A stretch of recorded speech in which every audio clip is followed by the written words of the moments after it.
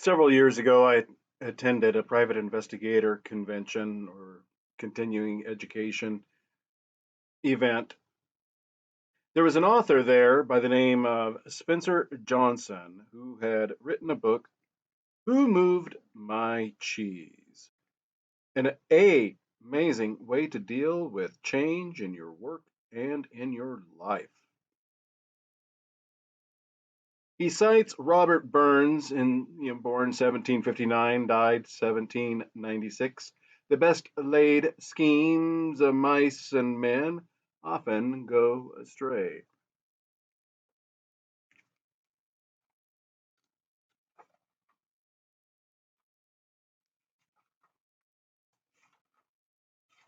Let's see.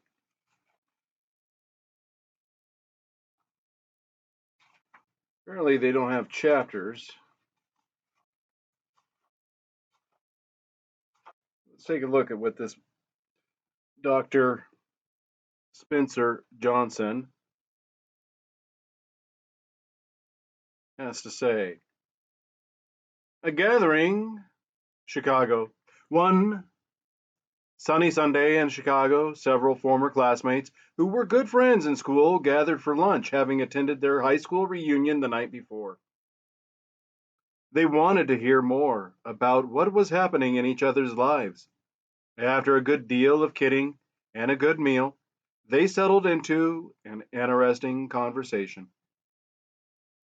Angela, who had been one of the most popular people in the class, said, Life sure turned out differently than I thought it would when we were in school. A lot has changed.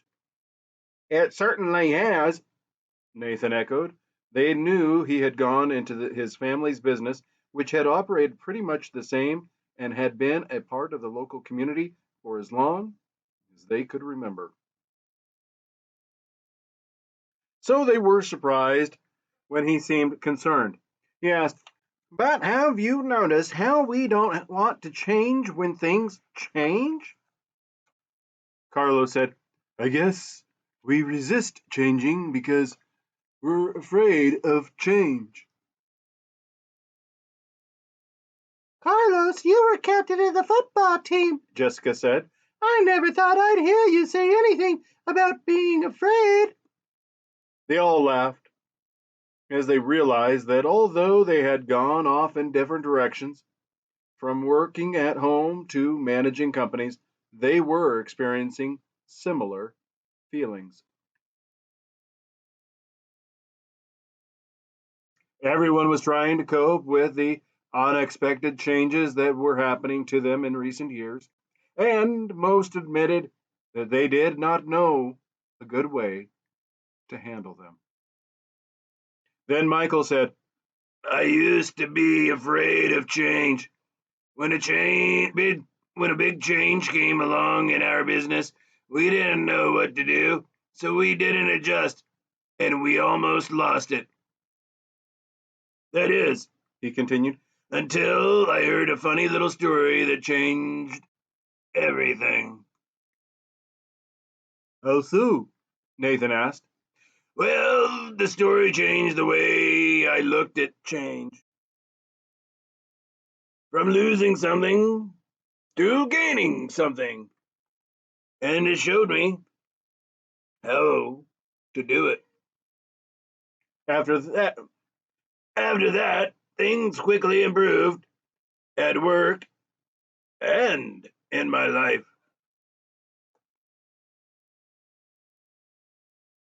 At first, I was annoyed with the obvious simplicity of the story because it sounded like something we might have been told in school. Then I realized I was really annoyed with myself for not seeing the obvious and doing what works when things change. When I realized the four characters in the story represented the various parts of myself, I decided who I wanted to act like, and I changed. Later, I passed the story on to some people in our company, and they passed it on to others, and soon our business did much better because most of us adapted to change better. And like me, Many people said it helped them in their personal lives. However, there were a few people who said they got nothing out of it. They either knew the lessons and were already living them, or, more commonly, they thought they already knew everything and didn't want to learn. They couldn't see why so many others were benefiting from it.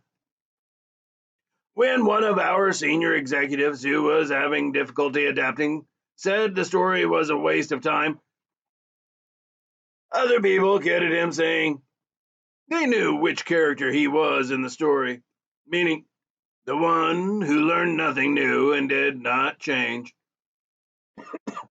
What's the story? Angela asked. It's called Who Moved My Cheese? The group laughed. I think I like it already, Carlos said. Would you tell us the story? Maybe we can get something from it. Sure, Michael replied. I'd be happy to. It doesn't take long, and so he began. Once, long ago, in a land far away, there lived four little characters who ran through a maze, looking for cheese to nourish them and make them happy. Two were mice named Sniff and Scurry, and two were little people, beings who were as small as mice, but who looked and acted a lot like people today. Their names were Hem and Ha. Due to their small size, it would be easy not to notice what the four of them were doing, but if you looked closely enough, you could discover the most amazing things. Every day, the mice and the little people spent time in the maze looking for their own special cheese. The mice, Sniff and Scurry, possessing simple brains and good instincts, searched for the hard, nibbling cheese they liked, as mice often do. The two little people, Hem and Ha, used their complex brains filled with many beliefs and emotions to search for a very different kind of cheese with a capital C, which they believed would make them feel happy and successful. As different as the mice and little people were, they shared something in common. Every morning, they each put on their jogging suits and running shoes, left their little homes, and raced out into the maze looking for their favorite cheese. The maze was a labyrinth of corridors and chambers, some containing delicious cheese, but there were also dark corners and blind alleys leading nowhere. It was an easy place for anyone to get lost. However, for those who found their way, the maze held secrets that let them enjoy a better life.